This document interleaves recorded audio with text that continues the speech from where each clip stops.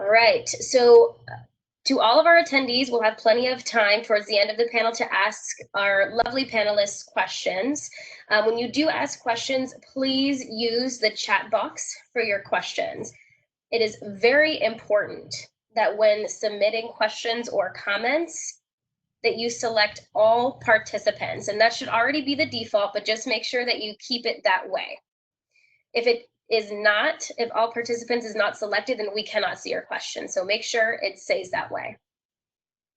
If you have a question for our particular panelist, please just type in the chat box to X panelist. So for example, it might say to Sarah, and then continue on with your question. If you would like to ask your question via audio, then please raise your hand. Okay. I will show you all. Here is how you can access those different functionalities that I mentioned. So the chat box should already be open for you all. If you do disable it, simply click on the circle icon that has the little bubble on it. Okay, that will open your chat box and it'll appear on the lower right side of your screen. You can type in your questions in the chat box, and in this little drop-down menu where I have that green circle, it should say to all participants, but just make sure if it's not already that it says that in order for your questions and your comments to be seen. Okay, and then as I mentioned, if you want to raise your hand to ask your question via audio, you'll notice it's under participants. You'll see our names and then a little hand icon at the bottom right-hand corner. Okay. All right. Now that we've covered technology, I'd like to quickly introduce myself. My name is Caroline Ramirez. Hello, all. I'm the Health and Science Industry Advisor at George Mason University Career Services. Quick background on my role: I support students in their career development, and I also work with employers who are looking to connect with Mason students. That's how we have this year's Health and Science Industry Week, and I'm excited to be moderating today's panel. Each panelist has an incredibly diverse background in STEM. So without further ado, I'd like to begin introducing it over to our panelists. So, lovely panelists, if you could please share your name, your role, where you work, and your degree background. So bachelor's, master's. And let's go ahead and start with Amara. Hi, my name is Amara Drew.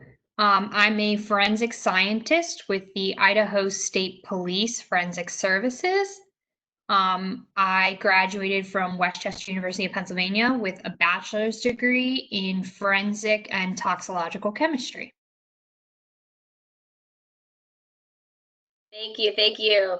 All right, Amara, just going down the line here. Sarah, you're up. Hi, my name is Sarah Weiskopf. I'm a biologist at the U.S. Geological Survey, National Climate Adaptation Science Center. I mostly do research on climate change impacts on wildlife and habitats, and I also coordinate some of our international, some of our science input for some international biodiversity conventions. And I have a master's degree in wildlife ecology. Lovely, thank you, thank you. And then to last but not least, Tiffany, handing over to you. Hi, good afternoon, everyone. I am an imagery scientist by trade for the National Geospatial Intelligence Agency. I am currently serving in a rotation as the Outreach Program Manager at NGA as well.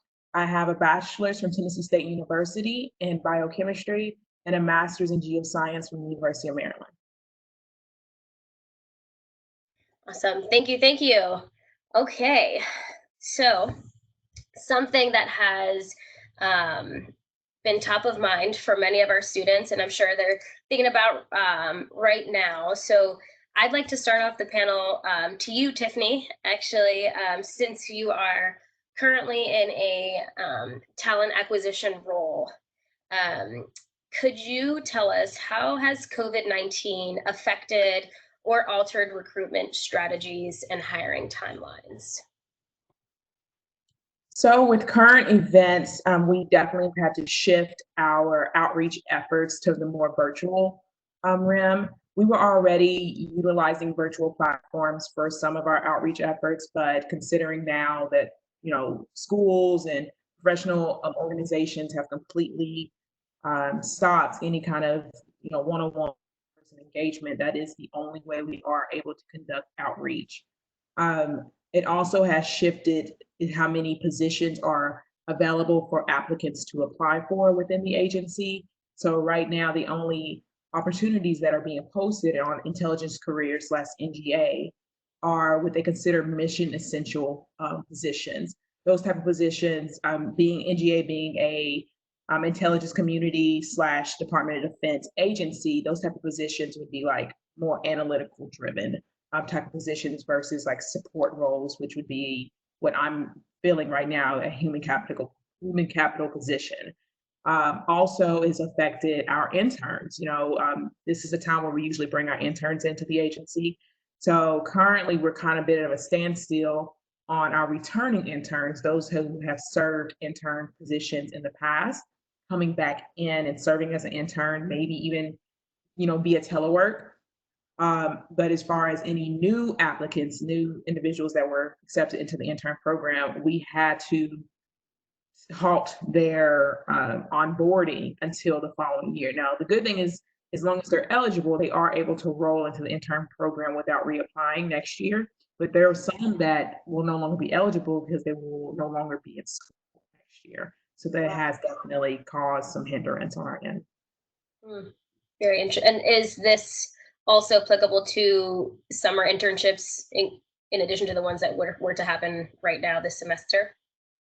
Summer internships with the intelligence community, any of our internships, like our positions, usually you have to apply at least a year in advance because you are required to get a clearance.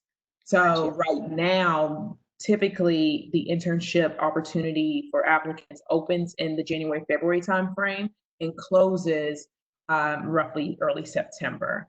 So individuals that would be applying now to internship opportunities, it would be for 2021, not for 2020. So anyone that was accepted into the program for 2020, any new applicants will be rolled over that are eligible, and any current ones that were in the program last year or the year before will know a little bit more in like around May on whether or not we'll be able to like maybe bring them in on a telework schedule. That's how it's been affected. Gotcha. Thank you, Tiffany. So my next question is going to all panelists. What advice would you give current students conducting a job or internship search right now? And this is a two-parter. How can students make themselves marketable during this time of social distancing? So for this, I'd like to start with Sarah. Sure. Yeah. Thanks, Caroline. So one thing I would say is we are still bringing in some interns for the summer. And one thing that I think would be really helpful for students if they were applying is to really highlight some of their self-motivation and independent work skills, because a lot of them are going to be working remotely. And so we won't have as much face-to-face time. And so highlighting that you are able to complete tasks on your own and not need as much direct, oversight would be really helpful for when we're reviewing applications. Interesting. Thank you. And do you think the best way for students to demonstrate that, would that come through in a cover letter or any other ideas? Yeah, I think a cover letter is a good place for that. Could highlight, maybe a project where you kind of took a leading role and did your own independent work. I think, the cover letter would be a good place for that. Perfect. Thank you. Thanks, Sarah. So now I'll head over to Amara. Same question. So agree. Make yourself known that you can work on your own. In the forensics labs and stuff, some do research as well. So if you can do research by data, literature research, some labs would be willing to work with you, especially if you come to them with an idea that fits them. There's a lot of webinars, free webinars that are out there that go into discussions on different topics within the forensics field, if that's what you're interested in, showing that your continuing education in the field is huge and important because everything is always changing. So that can go on your resume that you've conducted and like been part of these different webinars and courses that are offered online and so forth. Gotcha. Thank you. Yeah, that's a good idea. There's lots of webinars now. And then lastly, Tiffany, what are your thoughts on this question? I agree with the other panelists. It's about marketing yourself. It's not enough to just put some text on a document and expect us to connect the dots for you. You want to be able to connect those dots, make it very clear on why you are unique amongst the other applicants. For the Intelligence Career / NGA site, a lot of our positions on there have mandatory qualifications. You want to ensure that your application or your resume like spells out those mandatory qualifications. You know, don't make us guess. Use the language right from there and tell us how the other internship opportunities you've had or how other positions or how the courses you've taken in school, how that applies, how you're able to apply that knowledge and meet those mandatory qualifications.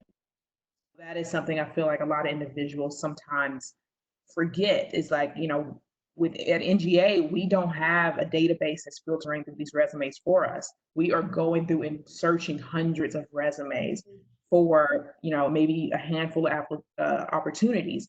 So don't make us search too hard. You know, point out to me why you are valuable. Right. So then it makes it easy to, you know, to rack and stack which applicants are a good fit for that position. Right, absolutely. Dan, that's really great advice. I'm going to hold that one too. Next question for Sarah and to Amara. What skills or experiences set you up for success in your role? And how did you learn these skills? So Sarah, let's start with you, please. Yeah, so I think there are a few skills that I think are really important for my current position. One, I do a lot of research, and so getting some research experience before I started my position was really helpful. So I actually started in undergrad. I volunteered in a lab as a research assistant, and I also got summer internships, getting some research skills. And then especially during my master's, I was doing my own independent research, which I think was really helpful for my current position. Some other skills that I use every day in my job, writing, is really important. And so I think getting as much experience as you can and trying to have, you know, good writing samples available is important. And finally, I'd say another skill that I think is really important for my current position is project management. And so a lot of those skills I really picked up on the job, just having to sort of manage people and manage projects. But I think that there are definitely ways to work on those skills before you get a job. So if you're working on a class project, sometimes you're working in teams, so you can highlight some of those things in your cover letter about how you have managed project teams. And some of the project management I don't even think has to come from school work.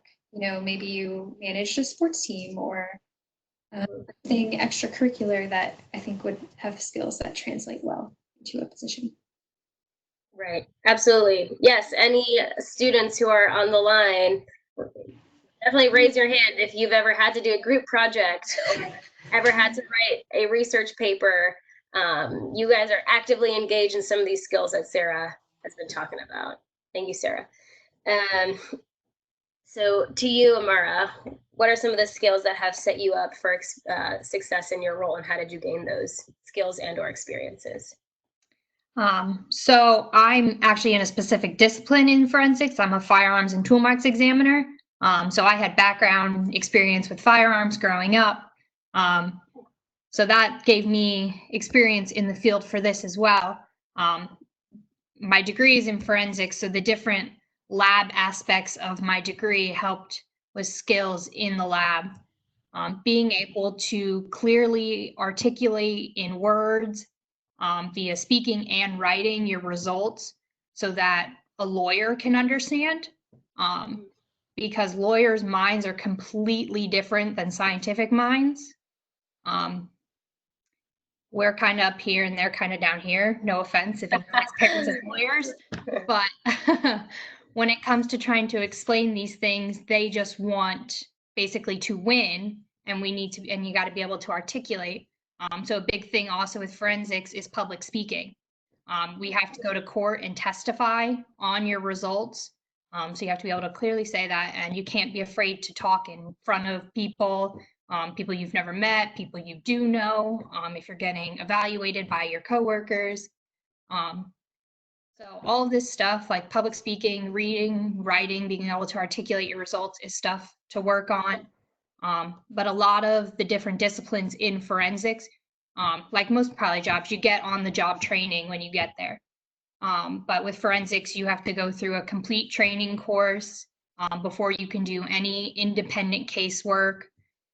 You're doing hands to the analyst, so you're doing the work with a qualified analyst over your shoulder. So if you don't have the specific internship for said discipline, you always get hands-on training before you're thrown in to do independent casework.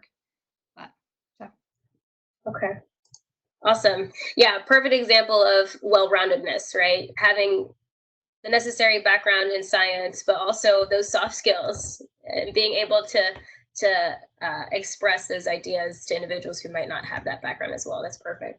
Thank you. So the next question is going to all panelists, and we'll start with Sarah. But the question is, why did you decide to work for your organization? Yeah, that's a good question. So I actually started at USGS as a presidential management fellow. And if anyone has any questions about that program after, I'd be happy to talk about it more. But it's basically a good program to get people with advanced degrees into the federal government. So that's how I started at USGS. But when I was choosing between some of those offers, I was really interested in the work at USGS because of the type of research that they do. So USGS is part of the Department of Interior, which manages a lot of the federal land. And USGS science is meant to help those managers do effective management. So I was really interested in sort of connecting my science to on the ground applications. And that's partly what drew me to this position. Nice. That's great. Thank you. Next, we'll bounce it over to Tiffany. How'd you end up at the NGA? So it kind of fell in my lap, per se. I actually learned about NGA as going to a career fair that was hosted at my university. I was actually going to leave the career fair because I was running late for a course who was instructed by a professor who would like lock the door 5 minutes before class would start. So I remember just running out of the career fair thinking, oh gosh, I'm going to be late to this class. And a gentleman, a recruiter, had stopped me as I was frantically running, literally in heels, and told me about NGA, asked me in a handful of minutes. And it was a recruiter doing their job very well. He knew I was frantic. He knew I was in a hurry. I'd even vocalized, I'm going to be late to class. I have to go.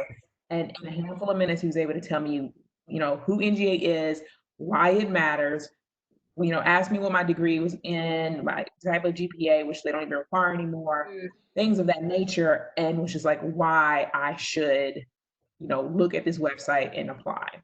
So I did. That's how I found out. I had no idea what GEOINT was, and I graduated undergrad in 2009, so it wasn't as big of a deal as it is now.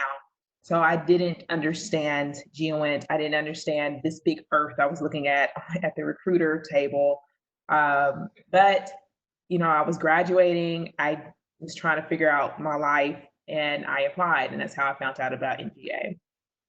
And then from there, it just developed. I understood GEOINT, with my background in science, it seemed like a great fit with the Department of Defense programs that were being stood up at the time and the type of needs they needed to support the program.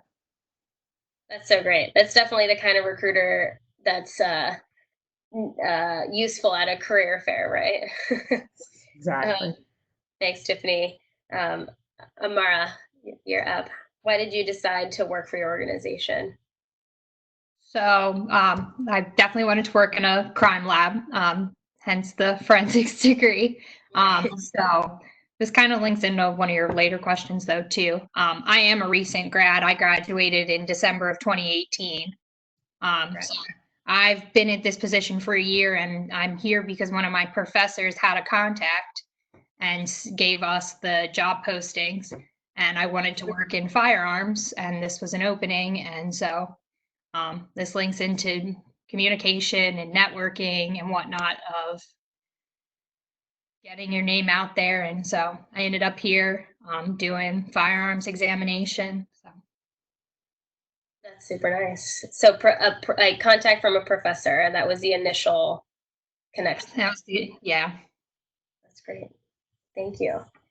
All right, so I just have, let's see, we have a couple more minutes left before I want to open it up for everyone. So let's see if we have, how about we go into what Amara was talking about? So, oftentimes we hear that you have to quote unquote network to get work. So to all of our panelists, how true do you find this statement? And how did you get your first kind of post-grad job? Amara, you just mentioned that, but maybe we'll start with you, Amara, kind of walk us a little bit through maybe that networking process, and then we'll move on to our other two panelists. Yeah, so like I said, this is my post-grad job. I've been here in less than a week. It'll be a year. But connecting with your professors, they always have contacts, and most of the time they're willing to set you up. Make sure you have your LinkedIn account updated and ready to be contacted through. And if you see anyone in your suggested friends or somewhat connections, add them, whether you know them or not. If they're in the field you want, that's how you build your network. That's how you start recognizing names in the field. And especially in forensics, you want to know names in the field, especially if they've published papers and whatnot, because like I said, lawyers kind of just pull stuff up out of nowhere that potentially could help their case. So knowing if the source is reliable and that is another good way for networking. Thank you. Yes, LinkedIn is important. That's how Amara and I got connected. All right, Amara, thank you. Let's go ahead with Tiffany. What are your thoughts on this question? Do you mind repeating the question? I just want to make sure I captured it. Yeah, no problem. That how true do you find you have to network in order to get work statement? And how did you get your first postgraduate job? As far as the networking, I think that's very important. I think individuals have to remember that everyone is looking for a job, so it's very, very important. It's not always what you know, which that is valuable, but sometimes it's who you know. And being willing to open your mouth, being willing to kind of go to these networking events, get on LinkedIn, express your interests, that allows you to stick out in people's minds. And you may stumble across some valuable information that may not be readily available in most popular domains. So I think networking is very important. Even after you get that job or become a part of an organization or whatever, it's still very important not to stop that networking. You want to continue to grow in your field or on a team or whatever that may be. It's a constant evolving. It's constantly, kind of expressing yourself and showcasing yourself and your abilities and in your interests. Sometimes individuals don't know you want to move along or get on another project or move into a different position until you say something. So it's really important to, and and even you may not even know until you do some of these networking and then you become exposed to other opportunities that stems your interest, that piques their interest, so that you realize that, hey, these are some things I could see myself doing, or this is the path maybe I should go. So I think it's very important. And how I got my first position again was the whole stumble in the career fair. And then once I got into that position, as a band two, as an imagery scientist, how I went from an imagery scientist to this rotation that I'm fulfilling and a lot of other opportunities that I've received between that, going back to school, supporting other sites, and now at the rotation I'm receiving was a lot of networking. I did have to apply all these opportunities are always competitive, but it took me sometimes picking up the phone and calling individuals that have held those positions in the past, asking the questions, who's supervising these positions now? Who's the branch chief over these positions now? Can I talk to them? Can I talk to other teammates? Sometimes you think you want a position, but then you need to do a little bit further research and talk to the other individuals who either held that position before or the individuals that will be on your team. So you really want to understand work-life balance is very important to me. So it was important for me to understand all aspects of opportunities. Thank you, Tiffany. That's great. It's 5:58, so I would like to make sure we have plenty of time for questions. Let me go ahead and reshare my screen really quickly. Just so that we have these guidelines. Share.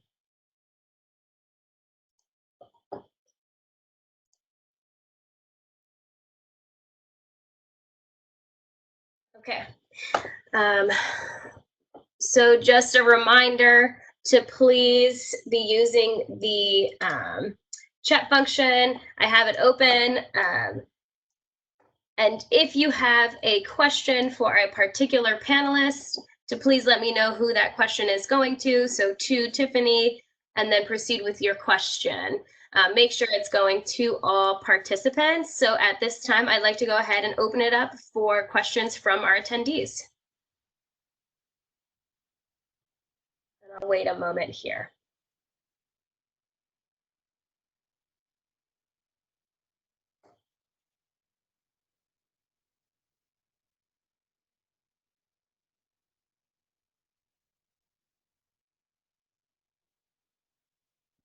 If we don't get questions, I can continue on with some questions.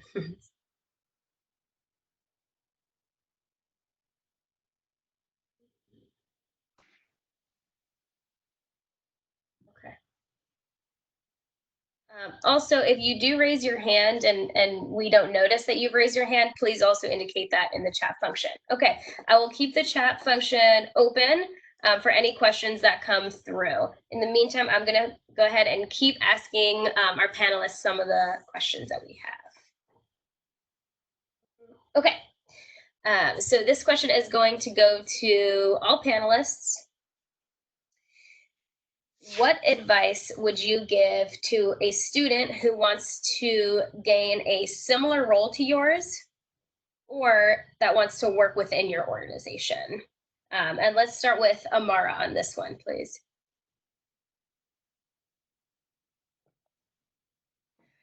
So if you want to work in the forensics field, first you gotta make sure you have the education requirements. So you gotta have your Gen Chem, Organic Chem, instrumental analysis is a huge one. And that's a huge thing is education requirements. Another huge thing is an internship. A lot of places are now, that's giving you a leg up. An internship, whether it's in a specific discipline of forensics or whatnot, any opportunity you can get to get bench work, whether it's being a research assistant, lab tech, whatever experience you can get. This is a very competitive field. Not many places are currently hiring, especially right now. You got to catch some of the disciplines are a little harder to get into. If you're interested in DNA, there's always kind of right now job openings in DNA, which you have to have more biology background with that as well. you got it. Like I said, you have public speaking, whether it's a class, different organizations, practice that, being able to articulate what you want to say. And also a huge thing in forensics is your integrity. You're handling evidence that can affect someone's life, whether it's sending them to prison or whatnot, a fine for a misdemeanor and whatnot. So you have people's lives in your hands when you're doing your casework. So being able to uphold your ethics and integrity is huge. Being able to answer, especially in interviews. Most agencies ask the ethical questions during interviews. Have an experience in your mind before you even go into an interview of a situation where something came up that one would view as unethical, another would be okay. So come up with different situations where you've had a conflict with a supervisor. How did that go about? You've had an issue with a subordinate, being able to discuss things with coworkers and how to fix solutions and stuff is huge. And so, yeah.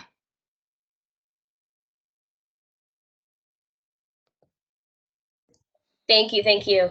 I will pause on this question just for a moment. We have a couple of questions that have come through. So we have a question from Emily to Amara.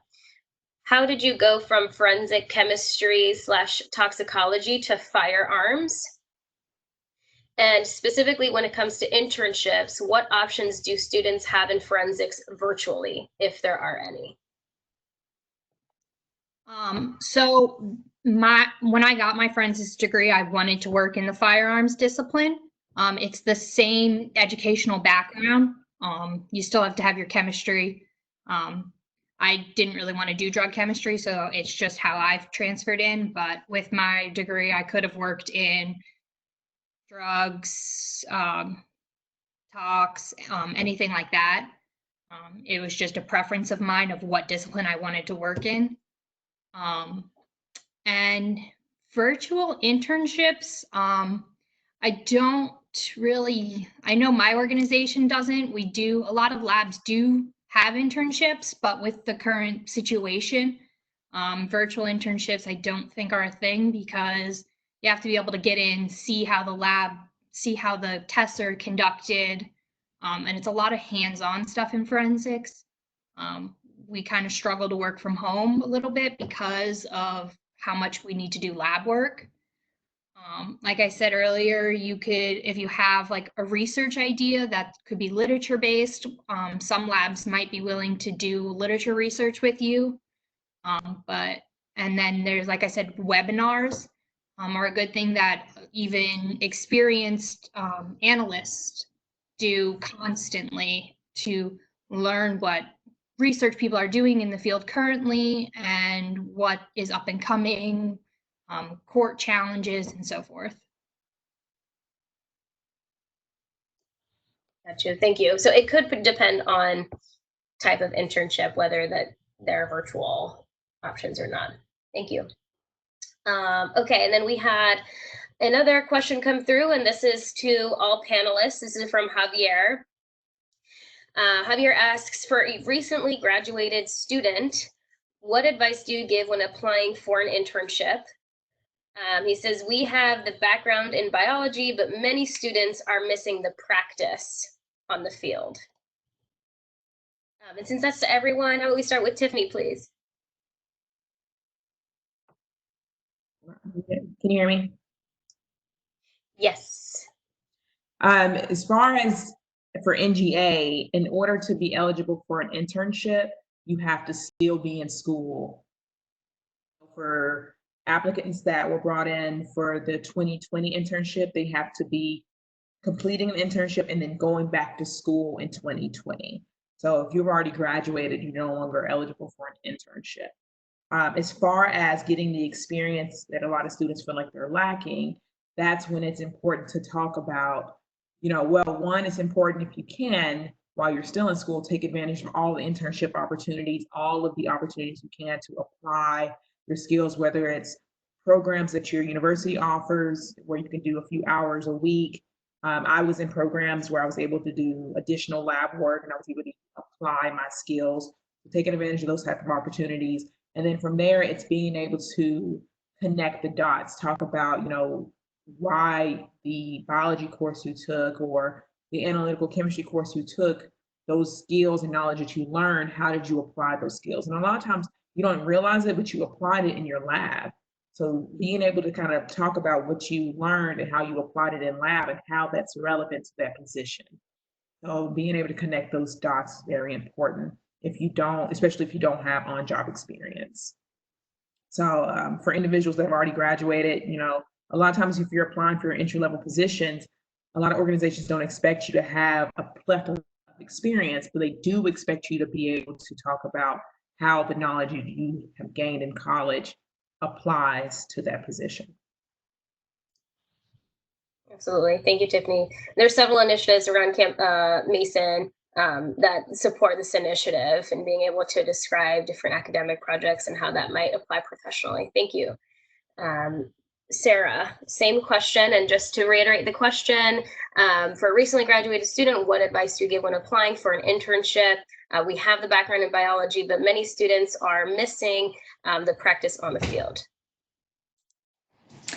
Yeah, so I think that was definitely great advice from Tiffany. I think building on what you've done in class and talking about how that is relevant to the position is really important. And I think also just spend some time on your cover letter, maybe go visit the career services. I'll say, a good cover letter makes a huge difference. If you can tell that somebody is using kind of a form cover letter for a bunch of different positions, I'm less likely to actually interview them. So I think making sure that what you have in your cover letter is really tailored to the position that you're applying for, highlighting what skills you gained in your classes, how they're relevant, extracurricular activities, and how you've, how some of those skills are also transferable. And so, yeah, highlighting those things would be good.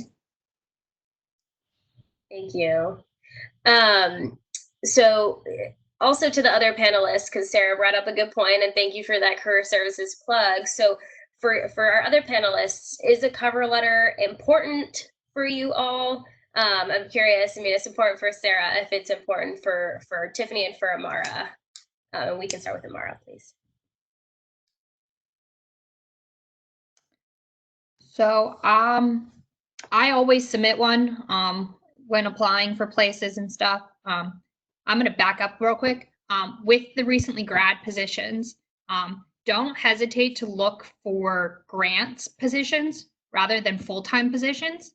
A lot of the federal government and stuff provides grants to state labs and local labs and that kind of stuff, which don't typically have benefits, but a lot of times if you're under 26, you can still be on your parents' benefits. A lot of times, depending on your insurance, I'm not. So look for grant positions as well, not just full-time positions. Back to cover letters. I know I've always submitted one. I know they do help, especially with what's going on now, being able to convey connecting your dots and whatnot of what you can bring to the table of what you've done. So whether, I'm not exactly sure whether it's required with some places or not, but it helps to reiterate what's on your resume of specific tasks in general that apply to the position you're applying for. Thank you. Thank you. And then Tiffany, your thoughts on cover letter? Definitely. A lot of agencies do not require it. NGA is also one that does not require a cover letter, but I tell people it is highly recommended. The cover letter is your opportunity to brag on yourself. It's your opportunity to not feel like you're stuck in some format on your resume and you're trying to, limit your text and not too wordy. But in the cover letter, it's a plain format for you to be like, this is why I matter. This is why I'm unique. This is why you should hire me. And that's what everyone should take that opportunity to do. And sometimes it's really hard to brag on yourself. We a lot of times want to give due credit to other teammates or other individuals that help us get there, but we're not asking about them. We're asking about you. And that gives you the opportunity to express why you matter, what you brought to the table, why what you did is valuable. So definitely, I recommend everyone to spend, if not the same amount of time, more time on the cover letter than they do their resume. Thank you. That's really great advice. I appreciate that. So there aren't any questions here in the chat box. I'm going to keep asking questions, but feel free to keep throwing out questions in there as they come up to our attendees. Okay, to our panelists. So we do have a all women in STEM panel here. So to each of you, what is it like navigating a male-dominated industry space? What has that experience been like for you? Let's start with Sarah. Yeah, so I actually feel like I'm in a bit of an unusual position because my office is actually mostly women, which actually I like a lot. It feels very supportive. So so I maybe have a slightly different experience than some of the other panelists. But I would say I think it's really helpful to have mentors that you can go to talk about their experiences, what they've done to advance their careers, how they've dealt with any issues that have come up. So that's some advice I would give. That does sound like a very supportive environment. I like that. Amara, what are your thoughts on this? So yeah, kind of like Sarah, the forensics field in general is actually more female heavy than male. Unlike other STEM fields like engineering and that kind of stuff, it's definitely more male, but this field in general typically is a little bit more female based. I don't know if it's because you have to be a little bit more detail oriented, and females typically are a little bit more detail oriented than males. Not saying anything, we do have males in our lab. I'm not saying anything against them that they aren't, but kind of in the same boat. And other labs I visited as well, there seems to be, if not an equal amount of male to females, if not a little bit more in the female. So. That's interesting. Both Sarah and Amara, little anomalies here. And then last but not least, Tiffany. What are you? So I am not an anomaly. When I GA in 2010, it was definitely more male dominated. It's Department of Defense, is a lot of military. So not only was it male dominated, it also was military driven. So the very stoic, very regimented in their beliefs and their habits. And that's pretty true to the IC community as well. It has adjusted a lot. So, in the last 10 years, a lot of things have changed. Not only, where there's a little bit more of a balance of male to female, but just different lifestyles in general, how you dress, all of that has evolved a lot over the last 10 years. So it's a much welcome change. I personally haven't experienced a lot of hurdles being a female. I checked several boxes in my office being female and being a minority when I came on board. And that was something that I was slightly concerned about, but with my background, I have a very male dominant family, and I'm from an area that also doesn't have much of a minority presence. So that was something that didn't, steer me away too quickly. But some of the things that I did try to remember was being confident, being sure in why I was there, the purpose that, I brought, what I was fulfilling. They must have seen something in me to bring me on board. So I didn't want to create these false stigmas, but I also didn't want to be ignorant to what was around me. So it is a bit of a balancing act. It's like you want to make sure you're sure of yourself. You don't want to, if you add value and you're going to these meetings or these other networking events, putting yourself in the corner, don't create these glass ceilings. So I made sure to step up and sit at the table, but that also drove me to know what I was talking about, know my skills and the methods that we're applying, take the opportunities to go to those public speaking events and practice, because I knew when I was called on, I needed to be able to represent myself well, because the odds were a little bit against me. So that is how I've kind of overcame them. It's just not shying away from it, and also not assuming that those glass ceilings are there. You don't want to create them yourself, but you do want to be prepared and represent yourself well.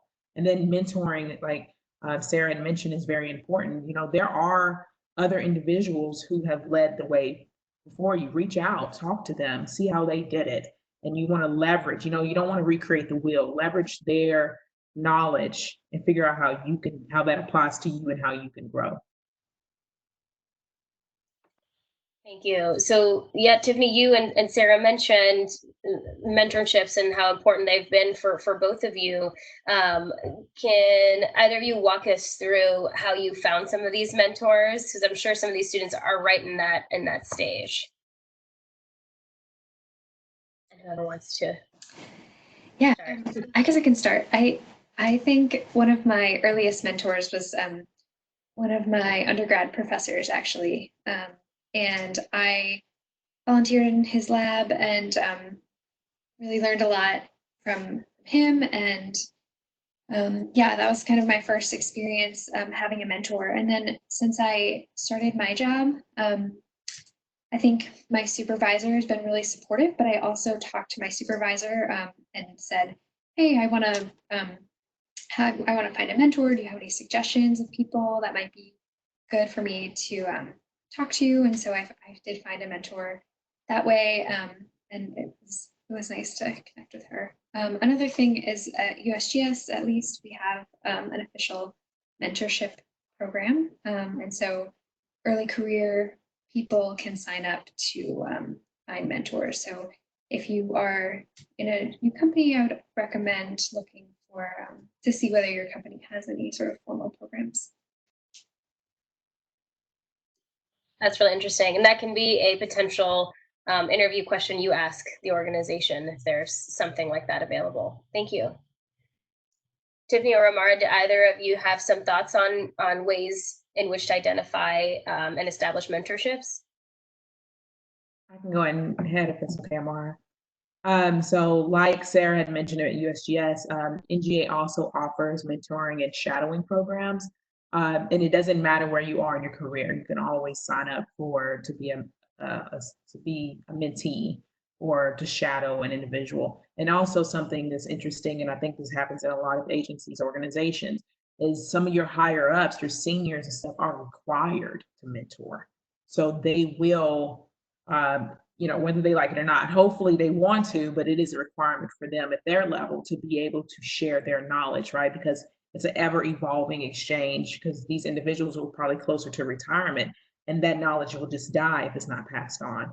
So it's expected to share their experiences with the younger career individuals. Me personally, like Sarah mentioned as well, I started seeking mentorship as early as undergrad because I didn't come from the background where, my parents didn't go to college, none of my family went to college. So I was just kind of going blindly through, school or whatever. I wasn't quite sure where I was going. So I seeked mentorship early just to kind of understand and better lay out the path that I should be taking. And as far as identifying who I should be mentored by, whether it was in undergrad or even through school, some of it was networking, some of it was word of mouth. A lot of it took me sitting down and kind of figuring out where I wanted to be, in the next couple of years and further on, and figure out what my goals are. And then who within the agency or within school, whatever, kind of met that. And then I would seek guidance to find out, are they interested in being a mentor? And if they're not interested in being an official mentor, are they interested in down and talking with me? I feel like, having a mentor doesn't mean they have to be this, year-long plus commitment. It can purely just be in sitting down and having a coffee with somebody and picking their brain a little bit. They can help kind of guide you. Those are my experiences. Wonderful. Thank you. Amara, did you have also something to add for that in particular? Just a little quick thing. A lot of the forensics disciplines have organizations, part of them that are specific to that discipline. And whether it's a mentor or just a contact, we have forums that are only allowed for members of these organizations, where if you have a question about something related to a specific thing, you can reach out to people. And that's a good way to connect as well to these like in my case, examiners who have been doing this for 20 plus years. And they've seen, maybe not at all, but they've seen quite a bit. So being able, if you get something weird in the lab or whatever, being able to put it out there so you not just get someone you know, but even someone you don't know who's international, who maybe they've seen something. So these organizations allow you to not only connect with local people in the same discipline or area as you, but internationally as well. My lab's kind of small. There's only 3 of us that do firearms in my lab. So just being able to talk to those other 2 examiners in my lab is great, because if I come across something that I'm like, I have no idea, I haven't seen this, and I go to one of the other 2 examiners who've been doing this for longer, they're like, oh yeah, look up here, you can find what you need here. So whether it's just sitting down talking, and they can get you in contact with other people to get more information as well. Thank you. So we're getting low on time here. So just last question to all panelists, and then we'll conclude. But any last kind of piece of parting advice that you'd give our students who want to become career ready? And we'll start with Sarah.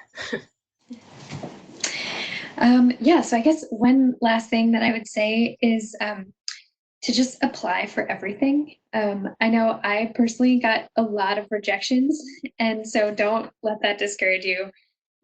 Also, sometimes you'll apply for something and maybe it's not exactly what you thought you wanted to do, but maybe it will open up opportunities that you didn't expect. So when I applied for the Presidential Management Fellowship, I really had no idea what the program was. It was another application. I filled it out, and it ended up being a really great opportunity for me. So I think if you just limit yourself to, this is exactly what I want to do, and I'm only going to apply for those positions, you might miss out on some really great opportunities. That's smart advice. Thank you. Tiffany, what would be your parting parting advice? I agree with Sarah. Like, go for it. What's the worst? You get rejected. It's going to be a lot of that. So you just shoot for it. You apply.